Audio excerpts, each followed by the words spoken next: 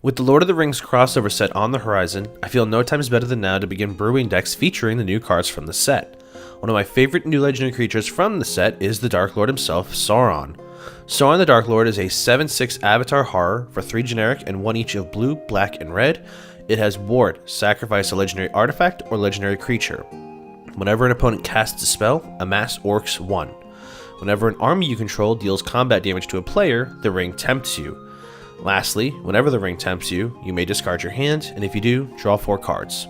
This card is a lot of text to take in, so let's go down the list and start with that Ward ability, which makes Sauron unable to be targeted by an opponent's spell or ability unless that opponent also sacrifices a legendary creature or legendary artifact as an additional cost, which a lot of times will be too steep of a cost for a player, meaning Sauron isn't going anywhere easily without a board wipe. The second ability gives us an Amass Orcs 1 trigger with each opponent's spell cast. This introduces us to a new flavor of the Amass ability from War of the Spark, where we can now begin to build an army with an additional race to it, in this case, Orcs. So each time your opponents cast a spell, if you don't already control an Orc army, you create a 0/0 Orc army token and then put a +1/+1 counter on it. If you do already control that token, you just add another +1/+1 counter to it. Just one round of the table should result in us having a very large token, and that's going to become relevant with the next ability. Should our army tokens deal combat damage to a player, the ring tempts us. This does not specify just the Orc army, so we can use other types of armies. This is another new mechanic from the Lord of the Rings set. When the ring tempts you, you get an emblem named the Ring if you don't already have one. Then, the ring gains this next ability, and we choose a creature we control to become, or remain, your ring bearer. There are a few stipulations to being tempted by the ring. The ring can tempt us if we don't already control a creature. The ring gains its abilities from top to bottom on this list. Once it gains that ability, it retains that ability for the remainder of the game. Each time the ring tempts us, we must choose a creature if we do control one. Lastly, we can only have one emblem named the Ring and only one ring bearer at a time. And in most cases in the context of this deck, we will always be choosing Sauron the Dark Lord as our ring bearer. Speaking of, the final ability of Sauron is a powerful self-wheel ability, giving us the option to pitch our hand and draw 4 cards whenever the ring tempts us. This is going to be an excellent way to gain us some card advantage and work our way towards our win conditions. The deck itself will be a take on the competitive Grixis Storm list, utilizing lines with Underworld Breach, Thassa's Oracle, but will also include some cards specifically to support the Orc army that Sauron will create for us. It leans into the turbo strategy, and we are on ad nauseam in order to speed through our deck to get us to a win condition. We want to get Sauron out quickly, as he will build us up a tremendous amount of value with just his passive abilities alone, and we can put pressure on our opponents to remove him before we amass too much value and win the game. As a 6-drop commander, we will want to prioritize ramp such as Rituals, Jeweled Lotus, and the remainder of our fast mana rocks to get him out as soon as we can. For the army support, we have Gorbag of Minas Morgul, a 2/2 for 1 and 1 black, which reads, whenever a goblin or orc you control deals combat damage to a player, you may sacrifice it. When you do, choose one, draw a card, or create a treasure token. This gives us such additional value out of our army token. We can get it for some damage, and then trade it in for additional value. Orcish Bowmasters is a 1/1 for 1 and 1 black with flash, which reads, when Orcish Bowmasters enters the battlefield, and whenever an opponent draws a card, except for the first one they draw on each of their draw steps, Orcish Bowmasters deals 1 damage to any target, then amass Orcs 1. This is a nice answer to early game draw engines like Mystic Remora, Esper Sentinel, Rhystic Study, and it can net us a big swingy Orcish army. It also can be used to ping off some of the smaller creatures that may be problematic later, like the Esper Sentinel. March from the Black Gates gives us an ETB and attack trigger for armies, amassing Orcs 1 whenever either condition is met. This also benefits us for using non-Orc armies, so a card like Dreadhorn Invasion is additional value. Do note that if we attack with both our zombie and Orc armies, the March will trigger twice, giving us 2 +1/+1 counters. We also run Barad-dûr, which will only enter play untapped should we control a legendary creature. We can pay double X to amass Orcs X, but only if a creature died this turn. This is great should we have utilized the Orc army tokens for sack fodder. We were also on a few choice cards to help benefit our ring tempting triggers. Call of the Ring is replacing Necropotence in this deck, being 2 mana, less black intensive, and it gives us the addition of a ring tempting trigger at each of our upkeeps. This will get us additional utility out of Sauron and gives us another source of card draw.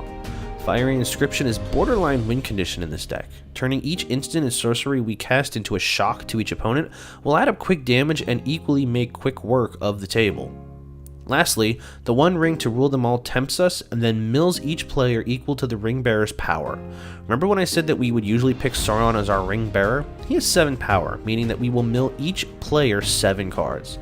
This will play into our win cons later on. The second chapter will destroy all non-legendary creatures, which on the right boards can act as a flat-out board wipe. Again, we have means to get our creatures back later, so it won't impact us as strongly, and it'll take care of some problematic stacks pieces, like Collector Oof, like the Drannith Magistrate. The last ability will help burn our opponents for all the creatures they have in their graveyard. So that does it for our new cards for the moment. This is also being recorded prior to the full set being previewed, so you may miss a few spicy tech cards that have yet to be previewed. So feel free to comment them below to help us keep this deck updated and strong. As for the remainder of the strategy, we are on some classic Grixis good stuff cards. Bergi helps out with our storm strategy, giving us our red mana whenever we cast a spell, which will aid in our combo plan later. Douthie Voidwalker can help snatch up an opponent's win con should it accidentally get milled with our commander. Dockside Extortionist is here as you likely expected. This can go into some combo lines and be a part of our win condition, and we are also on one additional new card that plays into the dockside, Mirkwood Bats. Mirkwood Bats is a 2/3 flying bat for 3 and a black that reads, whenever you create or sacrifice a token, each opponent loses 1 life. So all those treasure tokens, the army tokens we create, are the more damage to the face of our opponents. This hits on both creation and sacrifice, and so if our dockside gives us just 5 tokens, between the creation and the sacrifice of those tokens, we'll do a total of 10 damage to each opponent. I think this is perhaps the most pushed common I've seen in a hot minute, and I definitely recommend getting this card before it's too late. Fairy Mastermind is in here as our answer to Esper Sentinel. It's not as explosive or broken as the Sentinel, but I think it can give us the option to draw a card off of each second card draw each turn, can be subtly strong. We can also channel 4 mana into it to force each player to draw a card. It's 1 card drawn for each opponent hitting their second card per turn, so we can end up drawing up to 4 cards off of this easily. Opposition Agent is a nice piece of stacks in here, being a huge damper on our opponent's ability to tutor for answers interaction, and of course Ragavan, everyone's favorite monkey, is in here for that sweet monkey value. Anyway, it's win condition time. So our main win condition is to mill the table until we hit our combo pieces. We then pivot into an Underworld Breach combo, which can then win using a few different methods. Let's go through them. The main one I like to use is utilizing Brain Freeze and a 0-drop mana rock such as Lion's Eye Diamond or Lotus Petal. We play the mana rock, we'll use Lotus Petal for this instance, then cast Underworld Breach. We crack the mana rock for mana, and then cast Brain Freeze targeting ourselves. The storm count will be 2, so we'll get 2 additional copies of Brain Freeze, both of which to target ourselves with. We then mill ourselves a total of 9 cards, which will then give more fuel to escape the mana rock 2 more times, using it both to pay for the Brain Freeze again, to then mill us 18 cards. We can then use this to dig for future win cons, or to mill out our opponents once the storm count hits high enough. The second is utilizing Grinding Station, which acts in a similar fashion to the Brain Freeze. We can utilize our mana rocks that generate more mana than their mana value, like Lotus Petal, which can then mill us to continuously recast the mana rock, which will then net us enough mana to get to our next win condition, Thassa's Oracle. This card works really well given the mill strategy that we're utilizing, and it's a classic win condition for most blue decks. Once we're finally milled out, we then cast the Thoracle either from our hand or from the graveyard using the aforementioned Underworld Breach, and then upon it entering the battlefield, we win the game if our library is empty. Should we need to get this combo off sooner and more efficiently, we do of course run the pair of Demonic Consultation and Tainted Pact, both of which would be cast upon the enter the battlefield of Thoracle being put on the stack, to then empty our library altogether, and upon resolution of the effect, our devotion will be more than the cards left in our library, winning us the game. We are also on Time Twister as a reset button should our mill ability be a little too overzealous and mill our win conditions, and something like Breach ends up in the graveyard.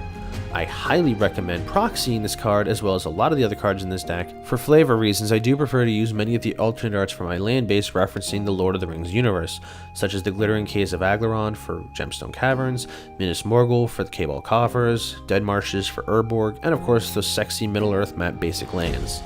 That'll wrap up this video on Sauron the Dark Lord. I've really grown to enjoy building decks in this manner, and I hope that it makes the cEDH end of the Commander format just a little bit more accessible to you.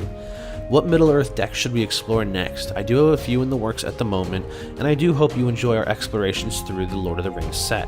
If you did enjoy, feel free to leave a thumbs up, all that sharing jazz. Share this video with your nerd friends, and as always, I'll catch you next video.